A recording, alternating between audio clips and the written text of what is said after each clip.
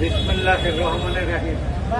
প্রচন্ড তাপদাহ উপেক্ষা করে আমাদের প্রিয় স্নেহভাজন তরুণ নেতা ইঞ্জিনিয়ার ইশরাকের মুক্তির দাবিতে ঢাকা শহরে ধারাবাহিক আন্দোলনে এবং কর্মসূচি পালিত করছে আজকের ছাত্রদল ঢাকা মহানগর দক্ষিণ আয়োজিত ইশরাকের মুক্তির দাবিতে আয়োজিত সভার সভাপতি প্রধান অতিথি বিএনপির স্থায়ী কমিটির সদস্য সংগ্রামী জননেতা শ্রদ্ধেয় গয়েশচন্দ্র রায়, মহানগর বিএনপির আহ্বায়ক বীর মুক্তিযোদ্ধা আব্দুল সালাম, বিএনপির যুগ্ম মহাসচিব সাবেক ডাকসুর জেএস খায়রুল কবির খোকন, আমাদের জাসাসের সংগ্রামী কেন্দ্রীয় নেতা প্রখ্যাত গায়ক মিঠুন বাবু, শানু সেবা,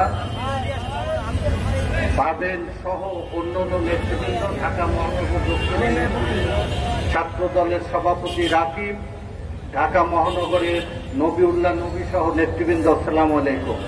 আমি বক্তব্য দীর্ঘায়িত না করে ইশরাকের মুক্তির এই আন্দোলন, ক্ষুদ্র ক্ষুদ্র আন্দোলন ঢাকা নগরে দাবানল সৃষ্টি করার জন্য তার পিতা যে পথ দেখিয়ে গিয়েছেন, আমাদের সংগ্রামী নেতা ঢাকা মহানগরের মেয়র সাদেক হোসেন খোকা, তার পুত্রকে কেন্দ্র করে হাসিনা যে ভুল করেছে তাকে মিথ্যা মামলায় গ্রেফতার করে এই পুরন ঢাকা থেকে সরকার পতনের লক্ষ্যে ছাত্র দল, যুব দল, শ্রমিক দল, স্বেচ্ছাসেবক দল সংঘবদ্ধ হয়ে এই বিচ্ছিন্ন বিক্ষিপ্ত আন্দোলনকে দাবানলে পরিণত করে ইশরাককে মুক্ত করবে, হাসিনার পতনের আন্দোলনে শক্তি যোগ করবে এই প্রত্যাশা করে ইশরাকের মুক্তি দাবি করে আমার কথা শেষ করছি। আসসালামু আলাইকুম।